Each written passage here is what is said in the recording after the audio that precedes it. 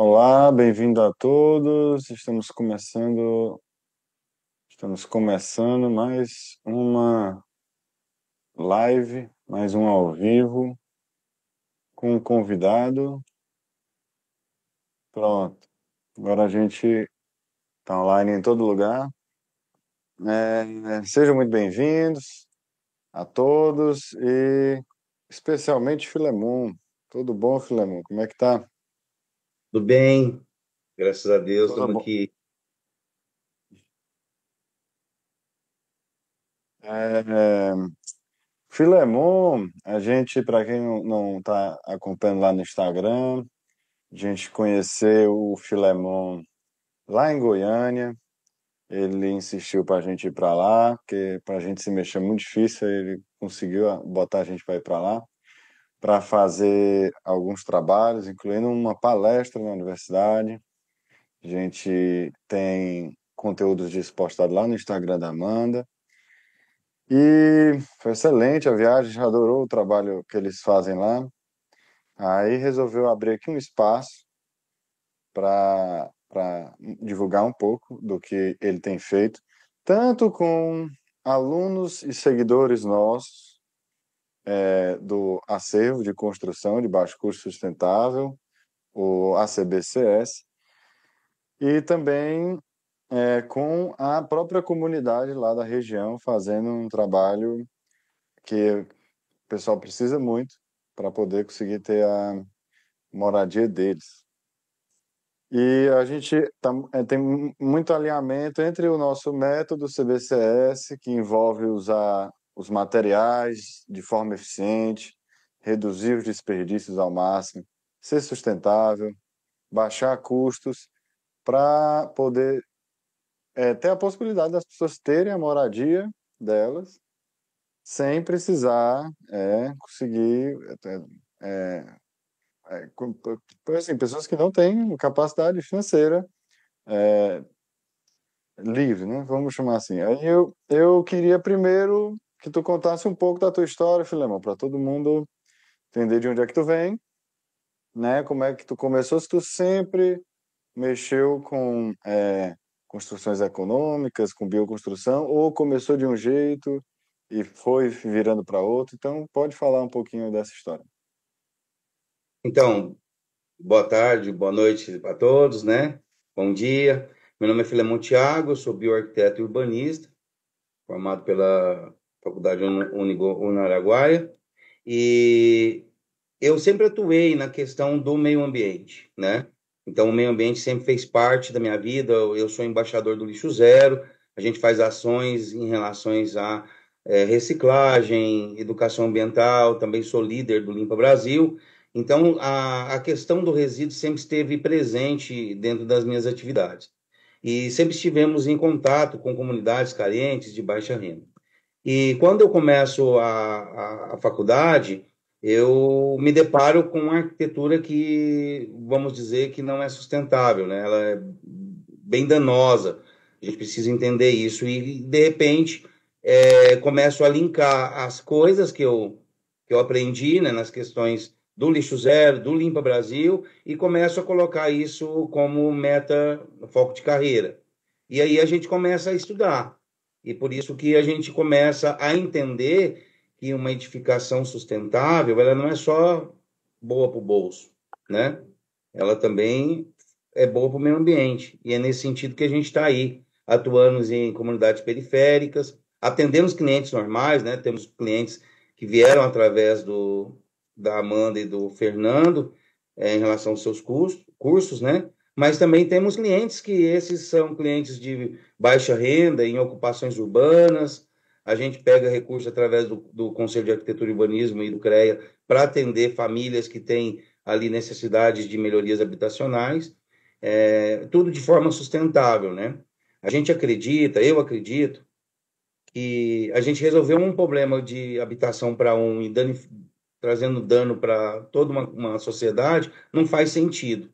Então a gente tenta conciliar tudo isso, né? Edificações limpas, de baixo custo, com baixa pegada de carbono. Baixo custo significa também não poluir. Se a gente não está gastando, a gente não está consumindo, a gente não está poluindo, né? Então é nesse sentido aí que a gente está atuando. Fazemos também outros tipos de curso, como de fossa de bananeira para comunidades carentes. A gente terminou um domingo, o Fernando e a Amanda foram embora, a gente continuou aqui e fez uma fossa nesse final de semana. Então a gente atua dessa forma, tanto para clientes, né, convencionais, clientes que contratam a gente, como para pessoas que não têm condição, mas necessitam da mesma forma. Aprendi com uma grande amiga, Cláudia Pires, que não existe arquiteto para pobre ou para rico, existe arquiteto. A arquitetura, ela precisa ser para todos. A engenharia precisa ser para todos. A tecnologia, ela precisa ser acessada por todos. Não apenas um público que pode pagar ou não. É isso que vai trazer desenvolvimento, né, para uma sociedade. É isso que a gente acredita. Excelente, excelente. A gente viu aí em primeira mão como é essa parte de porque existe no mercado coisas assim faladas assim de sustentabilidade e ecologia, só que às vezes é como se estivesse tentando deixar assim um método mais gourmetizado, sabe? E não é essa a ideia quando a gente fala de sustentabilidade. Quando a gente fala de utilizar, né, materiais com eficiência, é claro que a gente está pensando em usar menos materiais, fazer mais casa. E isso é usar menos recursos, isso é causar menos dano, menos impacto ao ambiente, menos chance de estragar o ambiente que a gente tem, porque está mexendo menos. Eu acho que é aí que se alinha a parte de custos com a parte ambiental, sabe? E então, como é que tu tem conseguido então alcançar esses resultados assim? Porque tu precisa atender uma comunidade carente, que os recursos são basicamente zero, né? Como é que tu consegue então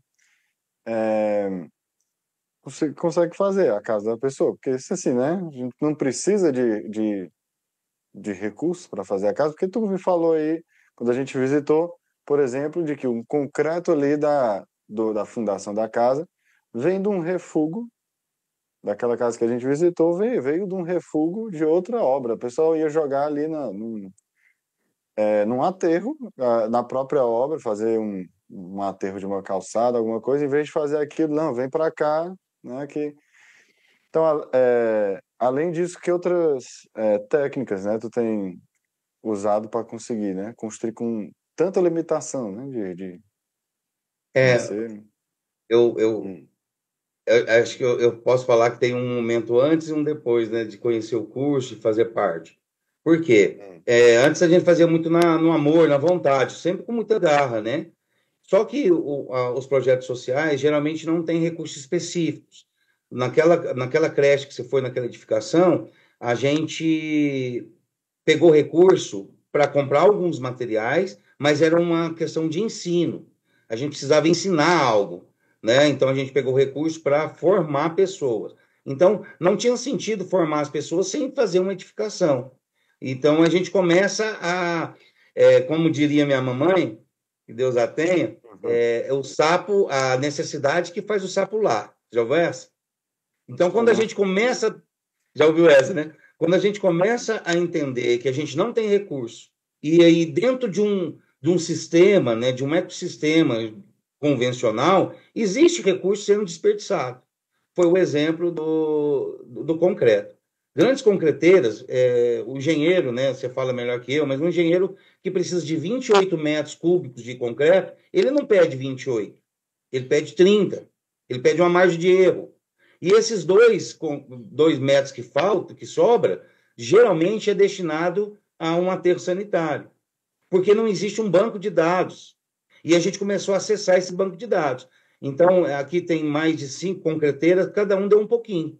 Uma deu 2, Hum. sobrou 2 aqui, Filemão, vou mandar para você. Aí a gente fez parte da fundação, aí esperou, aí chegou outro com mais 5, aí depois, de repente, chegou um com 8. A gente só precisava de 8 metros cúbicos. Então, quando terminou, A gente ainda fez a calçada da família da frente, de um outro vizinho mais ao fundo, né? Muito rápido, fizemos um sistema de mutirão.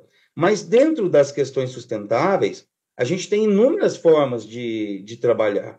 Porque tem muitos produtos que não estão aí sendo ditos, mas que causam mal ao meio ambiente e que podem ser, sim, aproveitados na construção civil. Eu digo que a construção civil é um grande para-raio, né? Um guarda-chuva. Ela recebe muitas coisas. Um exemplo disso é o resíduo da construção civil. Dentro da nossa obra tem resíduo de construção civil, dentro das paredes. Então, um fabricante que tritura foi lá nos destinou areia feita de resíduo, né? Trituramento de entulho. Colocamos na parede. Uma outra problemática que se a gente já está fazendo testes, até mesmo para tentar comercializar isso, adobe feito com parte dele de MDF, pó de MDF, que é uma problemática que também tem na indústria moveleira. Não existe destinação adequada. A mais adequada, para incrível que pareça, é a queima, para fornecer combustível para alguns. Ele não serve para compostagem, aquele MDF não serve para nada. Né? Então a gente colocou dentro de umas paredes lá alguns tijolos, a gente está fazendo o teste. Então, e a gente está fazendo o teste também no Instituto IF, de Aparecida. Então, quando a gente tem essa necessidade, por isso que eu quero falar, pessoal, como foi importante a gente acessar esse curso, né, do CBCS, eu CBCS. sempre a língua dobra. Porque quando a gente está falando do nossa obra, da nossa casa, é difícil. Ainda mais quando a gente está falando de um bairro onde a gente não vai ganhar uma rifinha da comunidade, a gente não ganha. Porque eles não têm, eles não podem nos ajudar. Eles não é porque eles não querem, porque não conseguem ajudar. Então, tudo é muito difícil. Se a gente se organizar, por isso que a gente até deu uma parada, porque eu comecei a me organizar, pegar mais um pouco da matéria, né, ministrada no acervo, e começar a falar assim, não, aqui a gente pode chegar até aqui. Então, vamos esperar, porque o voluntariado, Fernando, ele é muito bom. Só que o voluntariado também, às vezes, atrapalha, em certos sentidos. Se for uma mão de obra específica, e eu colocar uma pessoa que não conhece, fazer um contrapiso, exemplo, não vai dar conta, né? Então, a gente precisa dosar. Então, a gente está tentando dessa forma, fazendo tecnologias que estão aí, a fossa de bananeira, por exemplo, a gente fez ela de uma forma um pouco mais barata, mas que funcionou. Então, a gente faz algumas experimentações dentro do projeto Arquiviva. Ah, excelente, excelente. É inspirador mesmo a gente ver isso aí de materiais que podem ser utilizados em outras funções e são jogados em aterro. Quanto de material que vai sendo aterrado em todo lugar, que pode virar é, material para parede, material para tijolos de adobe, né? E até mesmo materiais de acabamento, cerâmicas quebradas, fazer aqueles mosaicos de cerâmica quebrada. O próprio tijolo ecológico, um pessoal que produz tijolo ecológico, uma das fontes, adorei a caneca, viu? É. O pessoal que produz tijolo ecológico, uma das melhores fontes que tem para produzir, né? Conseguir a terra. O primeiro problema da produção do tijolo ecológico é conseguir muita terra em quantidade, com constância. Um dos materiais mais interessantes é a escavação de subsolo de prédios, né? Vai fazer um prédio, vai ter um subsolo, fazer escavação para onde é que vai aquela terra. Aí, às vezes, paga para a terra ir para um lugar que ela vai ser inutilizada, enquanto que para produzir tijolo ecológico, vai lá, entra no tijolo ecológico. A gente já viu adobe, o pessoal botar garrafa nos adobes também. Então, fazer com que os materiais fiquem dentro do ciclo produtivo, né, vai fazer com que eles não sejam jogados por aí.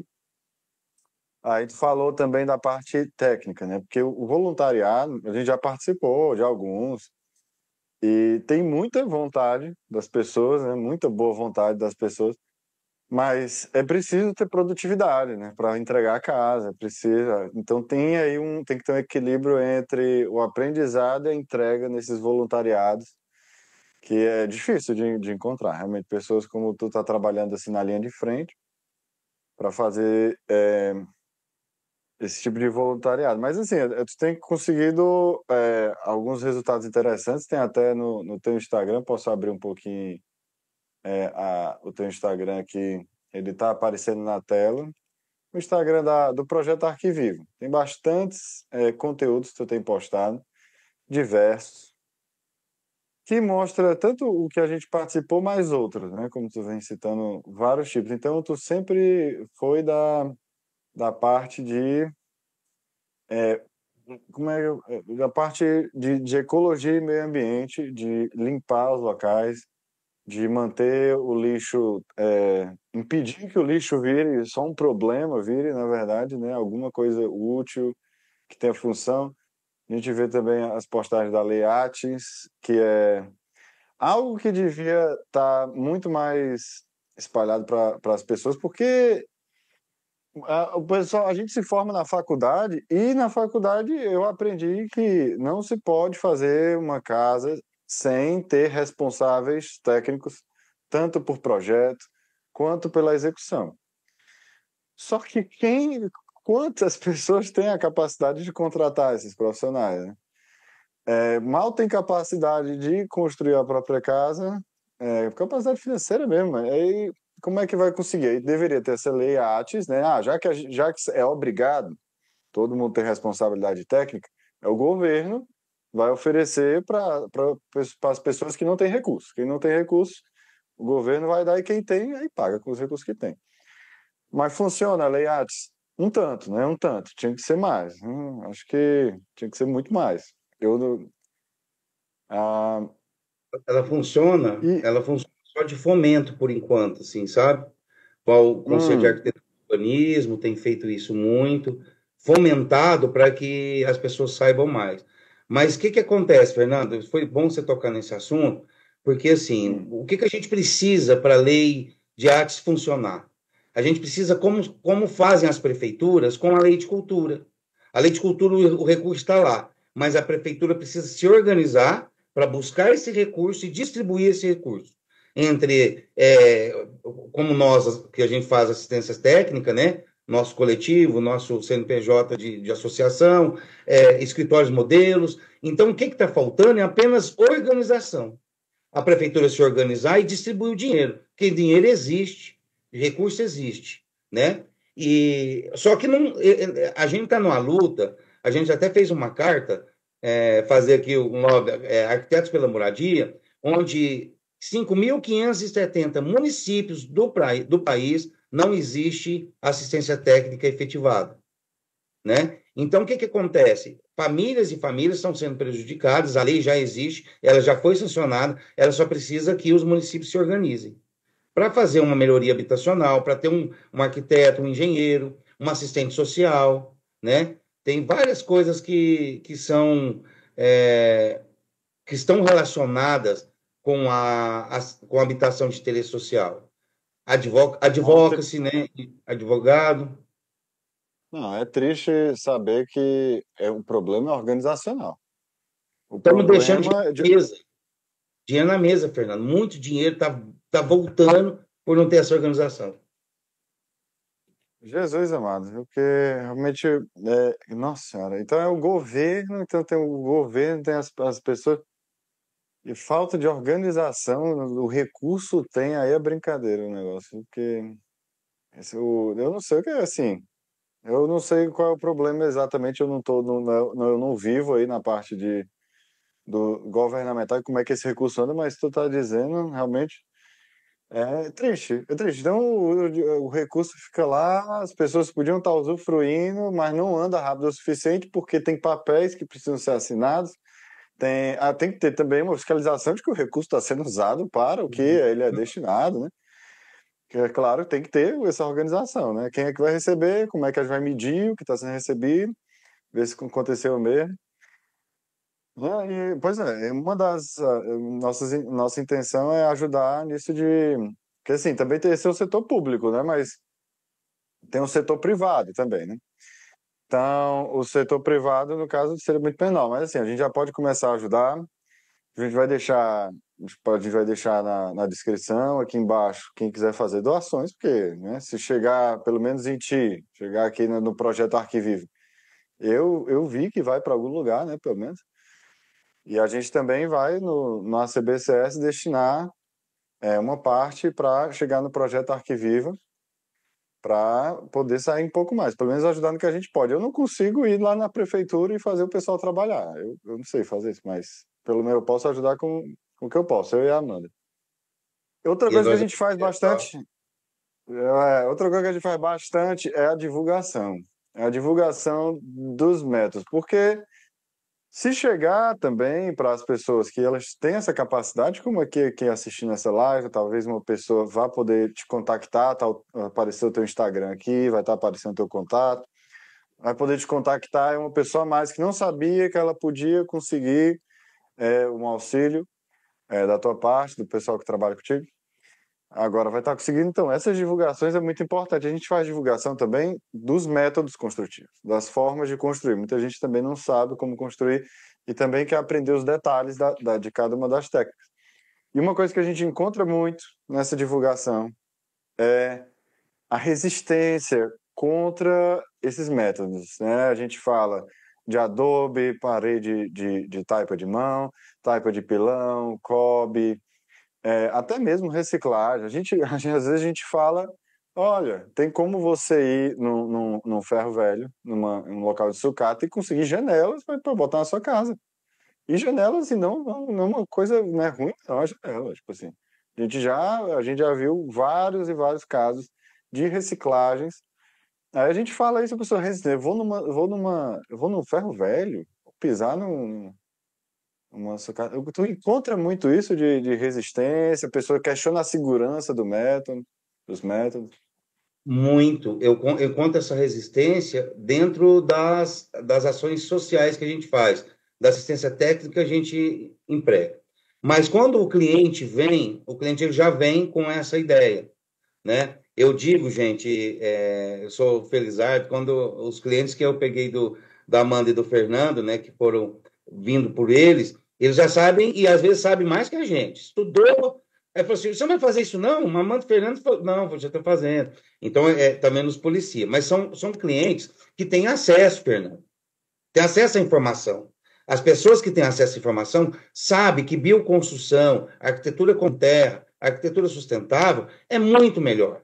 Ela é muito mais saudável, né? Ela respira, é uma arquitetura baixo carbono, baixo impacto, uma arquitetura que não precisa, muitas das vezes, da forma pensada, de ar-condicionado. Então, ele já tem, ele traz essa informação. Mas a pessoa que é de baixa renda, que assim, não estou falando que elas são burras, pelo amor de Deus, mas a preocupação são tantas outras que elas não estão ali preocupadas em ver sobre sustentabilidade, sobre meio ambiente. E aí ele continua alguns dizeres que são pregados de geração a geração. Em meados de 1900, 1910, com a industrialização, as pessoas saíram do campo meio que demonizando o campo. Tudo que era do campo era ruim. Então lá também ficou a arquitetura de terra como ruim.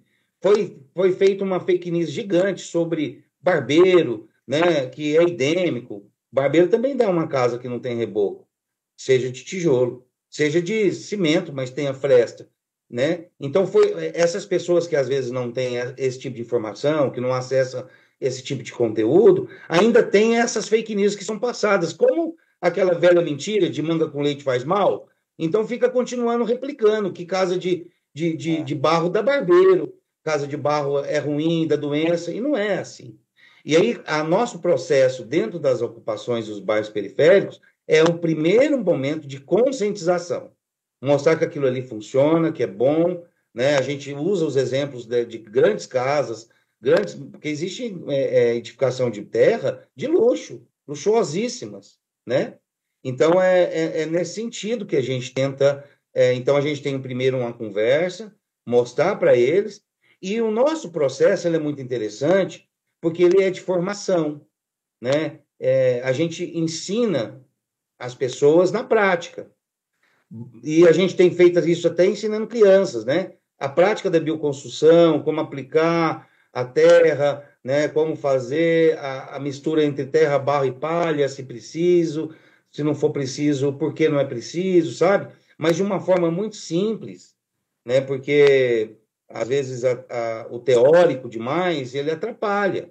Vamos falar na linguagem do pessoal, o jeito que eles gostam de falar, ouvir deles. Aí quando a gente começa, Fernando, a amassar o barro, sempre chega alguém e fala assim: nossa, fiz isso com meu pai, ou fiz isso com a minha mãe, ou nós construímos a nossa casa. Como que você fez? Aí ele já traz o seu saber. Então, a bioconstrução também é essa troca empírica, né? De saberes, essa troca de vivências, né? Então, é muito interessante. Mas precisa de uma conscientização, primeiro, né? Conscientização é muito. Isso aí que tu falou da história é verdade mesmo, porque com a Revolução Industrial, né, em 1900, né, essas novas tecnologias, o pessoal, não, vamos mostrar essas novas tecnologias, que era o concreto armado, o aço, baixou bastante porque aço era uma coisa muito, muito rara e muito difícil de conseguir. Com a Revolução Industrial, ficou muito mais ampla a distribuição, com toda aquela indústria montada, eles precisavam continuar rodando e foi aplicando em todo lugar. Mas isso e um efeito colateral disso foi, né, aquelas casas ali, gente do passado, né, aquilo ali é coisa do passado, não é para a gente mais olhar para aquilo, enquanto tanto resolve o problema de muita gente, como tu falou também, de que casas milionárias utilizando e se achando e mostrando para os outros, olha aqui essa técnica que eu utilizei. A gente conheceu um caba lá no Piauí que ele foi chamado para os Estados Unidos para fazer umas taipas de pilão lá, para fazer taipas de pilão nos Estados Unidos. Ou seja, a pessoa chama, paga a passagem de avião, paga aquele mão de obra bem mais cara para ter como se fosse uma coisa de luxo, sendo que ser uma técnica taipa de pilão. Vai ver, né? Então, essa questão é isso que é a conscientização que a gente fala. Tu falou também de técnica, né? A gente tentar falar de técnicas.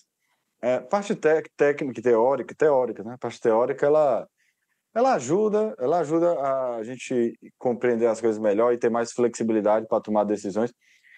Mas é o empírico mesmo que é o aprendizado, né? É a mão na massa ali, pisando no barro, que acontece mesmo acontece mesmo o aprendizado. Uma das formas desse aprendizado seria as ideias, seria assim, na faculdade de engenharia, de arquitetura, ter cadeiras obrigatórias de fazer mutirões desses, pegar os alunos e ajudar a comunidade com os alunos, né? Tanto os alunos saem aprendendo bastante dos materiais, porque realmente só dá para entender o material com ele por perto no dia a dia. Eu estudei bastante concreto armado, fiz vários cálculos na faculdade e tudo, mas eu acho que eu aprendi mesmo era na prática, quando a gente fazia concretagens de piso grande, a gente pegava um poste de concreto para romper o poste de concreto, a gente viu quanto o concreto armado resistia mesmo até romper. Aí, realmente, esses conhecimentos empíricos, eles são outra coisa. Uma coisa é a gente falar aqui, né? A gente está tentando não instigar as pessoas a procurar essas possibilidades. E o mais fácil delas, no caso, é ir para um voluntariado desse. Ir para voluntariados, e também é chamado mutirões, né? Em que há uma troca de aprendizado. Ó, você constrói aqui uma casa, vai ajudar uma pessoa a melhorar a casa dela e você vai estar aprendendo bastante. Tem gente até que paga para ir para esses voluntariados, né? É, então a gente. Questão de acesso, né? Hoje o acesso não tinha como ser mais simples, né? Porque tem a internet. E a gente está fazendo aqui uma transmissão, por exemplo, gratuita. As postagens no Instagram é gratuito. A pessoa só precisa ter o acesso à internet, que seria a barreira. A barreira. Não tem o acesso à internet, aí não dá, né? Mas é só esse toque da barreira e hoje em dia É, é, quem é difícil até quem é que não tem celular. Mesmo as pessoas mais humildes, a gente tem uma pouca camada que não tem ali mais o acesso à internet. Que antes, como é que era antes? Eu tinha que entrar numa faculdade para aprender alguma coisa. Ou eu tinha que ir numa biblioteca. Como é que a pessoa vai se transportar até a biblioteca? Era muito mais difícil você se transportar do que Sim. você conseguir um celular ali no seu bairro, né, para você assistir algumas aulas. Eu acho que essa questão de aprendizado, as faculdades tinham que aprender bastante com isso. Todo tipo de aulas, as aulas de uma faculdade, na minha concepção, todas têm que ser gravadas. Não tem por que não gravar todas as aulas. Gravar e disponibilizar. Não existe. Eu mesmo assisto aulas das universidades de fora. Estados Unidos, aquelas universidades grandes, elas postam de graça na internet. Eu vou lá e assisto. Como é que eu ia conseguir ter um acesso a esse tipo de informação? Eu tinha que viajar para lá e ser aceito na faculdade, no mínimo.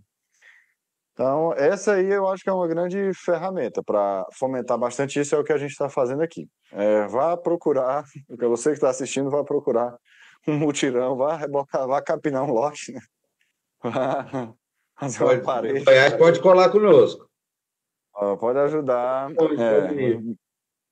Pois é. Aí a gente tem um problema também de normatizações, né? Que é outro problema burocrático. Que tem mais normas que precisam sair, apesar de que a gente tem norma de tijolo de adobe e saiu a norma de taipa de pilão, ainda assim não tem outras que deveriam ter, a de cobre, a do tijolo ecológico também, né? Então, realmente, eu acho que um dos grandes ganhos que tu tem é com as famílias, né? Que tu ajuda, né? Então, tu tá nessa jornada há quanto tempo já, né?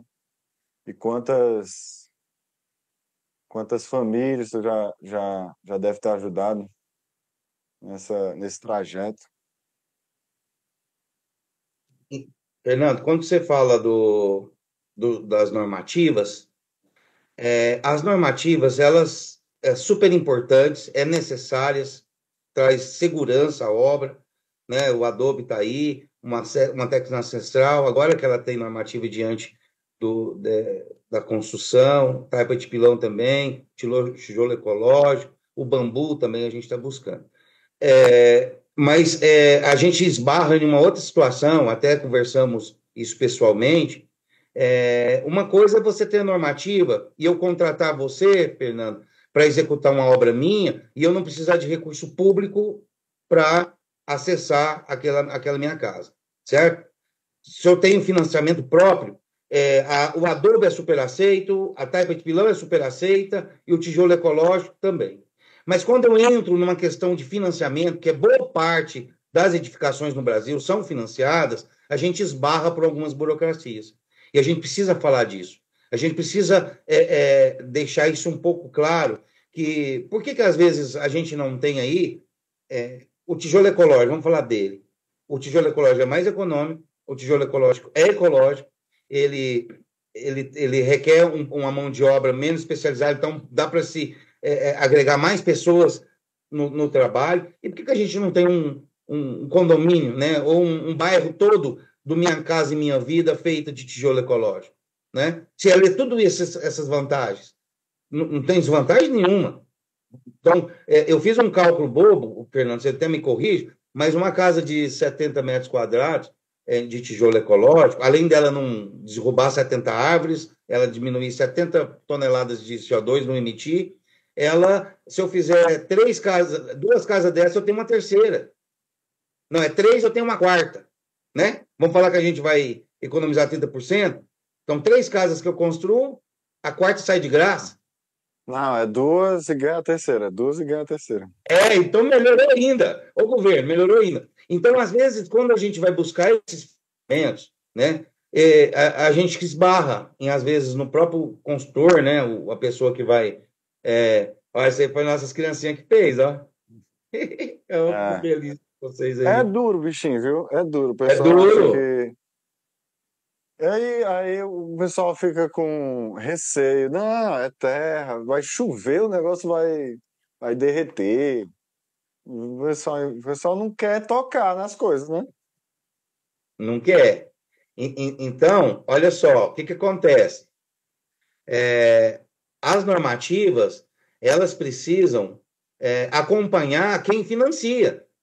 Fernando, não adianta a gente ter as normativas e quem financia o, a A construção Caixa, não o problema é a acompanhar. Caixa. O problema é a É a Caixa, então. Caixa. A gente está numa luta de trazer isso para que isso possa ser fomentado. Um exemplo, eu vou te dar um exemplo com vocês. Eu fiz o curso, eu busquei uma edificação de baixo custo, eu não entro numa classe, a última classe, eu entro intermediária ali, vamos colocar, e eu procuro um consultor da Caixa, né, para começar a fazer os meus processos. Apresento o meu processo, por ali até que vai, mas na hora que entra o engenheiro, onde tem as normativas já estabelecidas ou pré-estabelecidas pela Caixa, a gente esbarra e muitas vezes o nosso financiamento não avança. Ou então nossa obra pode ser até embargada. O dinheiro parou, não vamos dar mais dinheiro. Essa tecnologia não é aprovada por tal. Mas por que não é? A gente estava falando, né, Fernando, sobre por que o tijolo ecológico ele não pode ser estrutural, sendo que já existe uma norma para estrutural e a gente está tendo que lutar aí através de associações, sem recursos, para fazer uma norma só de estrutural, mas essa norma já existe, né? Por que não pega essa norma e aplica? A gente esbarra nisso e é por isso que a gente não avança, porque essa casa às vezes que a gente vende, Fernando, eu também sou igual, os meus Uhum. clientes também não são clientes vamos dizer assim, com recurso, ela não está no popular. Essa casa de tijolo ecológico, ela não está num bairro de pessoas carentes. E quando a gente não vê aquilo, a gente não consome. É. Vamos dizer assim, o marketing, marketing é isso. Eu só A compro marketing. quando eu É. vejo. Eu só Uhum. compro quando eu vejo, né? Então a gente precisa ver mais. E para isso, ó, Caixa, faz igualzinho a Amanda aí, ó. Ô, Caixa, É. estamos aqui, ó, queremos vender. Se fosse para fazer algum barulho com a Caixa, eu não sei como é que funcionaria. Eu penso assim, abaixo assinado, eu boto o link aqui embaixo, a pessoa assina. Mas tem realmente que fazer um barulho para a Caixa ouvir, porque está perdendo até cliente, porque não é uma questão de qualidade. E outra coisa, tem construções com tijolo ecológico sendo aprovadas e sai todo o financiamento. E tem outras que não. Como é que se diz? Tá inconstante. Tá inconstante. Enquanto que os financiamentos, quando uma construção tradicional, um tijolo 8 furo tradicional, aí sai todas são aprovadas. Mas o tijolo ecológico, às vezes sim, às vezes não. Aí fica. Esse problema tem que ser resolvido imediatamente. Imediatamente. Eu ia te perguntar sobre o atendimento lá com os nossos alunos. Eu sei que tu tá com uma agora, né? Que a gente visitou, filmou lá e como é que como é que tá sendo atender lá uma aluna do método ACBCS? Então, eu já comentei no início, eu vou reforçar. Quando a cliente, para falar o nome, né, da Mirella, pode, né, o Olha, senhor não Mirella, sabe, sim. não. Quando a Mirella chega para nos contratar, eu fiquei assim, né? Porque ela foi falando, ela falou do tijolo, ela falou dos MPA, falou do que suporta, de como que faz, do grout. Então, ela já entendia todo o processo. Ela nos direcionou. Foi ótimo, porque assim, ó, nós queremos o estudo de viabilidade, nós queremos isso, um cronograma físico financeiro, né? Financeiro. As etapas. Então, a gente já estava acostumado a fazer isso, sim, né? A gente já fazia, mas não tão sincronizado. Vamos colocar assim, Fernando. A sincronia, né? Era até o contrário, né? Era até o contrário. Vocês tinham que dizer, não, a gente precisa de um cronograma físico-financeiro. O que é? Precisa Não, não, isso é gasto. é ela que trouxe isso. Ela trouxe todos esses processos, né? E isso foi maravilhoso, porque a gente não precisou ficar convencendo, né? Que também é uma das dificuldades dentro da. Porque a arquitetura convencional, a engenharia convencional, ela traz impacto, mesmo se ela não for feita. Porque as pessoas, quando eu falo traz impacto, elas já estão acostumadas. Não, mas meu vizinho não fez assim. Meu pai não fez assim quando ele construiu. Né? O fulano não fez assim. Então, todo esse processo de baixo custo, ele precisa, sim, de um convencimento, e eu digo de uma, como que eu posso dizer, de um compromisso também. Porque para a edificação sair realmente do jeito que a gente quis, ela precisa ter esse compromisso, né? Comprometimento de fazer aquilo acontecer, segurar Estou realmente entendendo. Entender o valor daquilo, entender o valor. isso, O valor valor. daquilo ali, tipo assim, isso tem valor mesmo. Vai, mesmo no convencional, faz com que a casa convencional, se você tiver muito mais planejamento, é claro que vai dar muito menos desperdício. É claro. Porque não vai ter retrabalhos e quebra-quebras desnecessários, que eles vão ter acontecido nos desenhos, nas tabelas. Então, não precisa nem a gente ficar pensando em métodos alternativos. Só de se planejar melhor para qualquer construção, ela vai ter impactos menores no meio ambiente, vai usar menos materiais. Aí, realmente parece, né? A pessoa toma um susto, você precisa se planejar mais. E quando o cliente já vem com essa informação, é mais fácil. Quando não tem, a gente tem esse convencimento. E lá a gente teve uma experiência, vocês acompanharam, nunca tinha feito. A gente sempre fez casa do zero de tijolo ecológico, né? Ela não, ela já trouxe um agregado ao projeto original e é super Uhum. possível. Vai ficar muito charmoso, né? Então tem uma edificação convencional e de repente começa-se uma parte no tijolo ecológico e a parte do fundo. Então, ela foi muito feliz no projeto, quem fez o projeto, né? A gente só está na execução, a gente faz projeto também, complementares de arquitetônico, mas nessa a gente só fez a execução da obra, né? O treinamento dos pedreiros, a gente está lá sempre acompanhando, né? Tirando todas as dúvidas, e isso é super interessante, assim. O tijolo, ele traz isso, né? Ele traz uma pessoa que não, vamos dizer assim, você não precisa fazer um mestrado para você ensinar como que funciona o tijolo ecológico, sabe? Não precisa. Gente, O processo da bioconstrução também não precisa, gente. Fernando, o que a gente está fazendo hoje é formar pessoas que parecia que aquela coisa estava tão distante, né? Nossa, é. mas como que será que... Porque às vezes está distante, está na internet, longe daqui, num outro estado, né, que tem cursos de bioconstrução ou cursos de tijolo ecológico, mas a gente tem feito isso de forma bem natural, ensinando que não tem segredo, não. Mexer com terra é igual a gente voltar à infância. Quando a gente É. era pequeno, colocava a gente numa poça de lama, saía ali casinha, castelinho, né? Saía alguma coisa. E mexer com terra também desse jeito. E na construção civil, a gente precisa mostrar para os profissionais que é muito mais vantajoso, vai cansar menos, o processo ele é mais ágil, né? Só que precisa retroceder um pouquinho. Eu não sei se vocês têm tido essa dificuldade, Fernando. Mas aqui para Hum. nós, a dificuldade é qual? É o pedreiro sair um pouco do seu saber e aprender uma técnica nova. Essa é a maior dificuldade. Porque na hora que ele aprender essa técnica nova, ele não quer voltar para trás. Ele não quer falar assim, nossa, eu vou ter que fazer tijolo, embolso, reboco, pintar, quebrar. Não, quebrar, pôr a canaleta, depois pintar. E depois. Aí no tijolo, não. Ele já faz tudo de uma vez.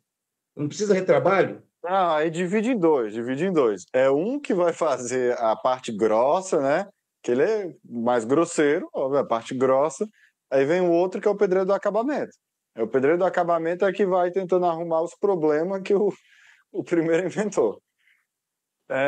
Esse é tipo o convencional, realmente. A gente, não, isso aí tu tá falando mesmo, o cabo quer até fazer de novo. A gente, nessa casa que a gente fez aqui, essa parede aqui, o cabo nunca tinha visto um tijolo ecológico na vida. Ele fez essa aqui, isso vai dar certo mesmo, mas não vai massa.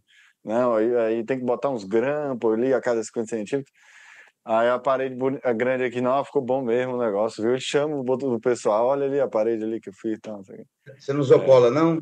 Você usou qual sistema Ah, a para. gente usou uma argamassa polimérica ensacada, porque a gente ganhou, que o pessoal queria fazer uma publicidade, mandou pra gente. A gente usou ela, que era como se fosse uma cola, e botou só umas gotinhas Uhum. mais para nivelar o tijolo, porque esse aqui não era daqueles bons, viu? Era um fabricante, não mantinha a qualidade, aí era um maior que o outro. A pior coisa que tem pro tijolo ecológico é ele É. estar de altura diferente, porque aí, agora eu vou ter que usar massa para poder nivelar os bichinhos. É o jeito. E, nossa, espetacular. A gente só quer divulgar cada vez mais. O nosso trabalho é isso de divulgar e quebrar essa resistência. Tenho certeza que a gente vai ficar a vida toda lembrando para as pessoas dessas possibilidades.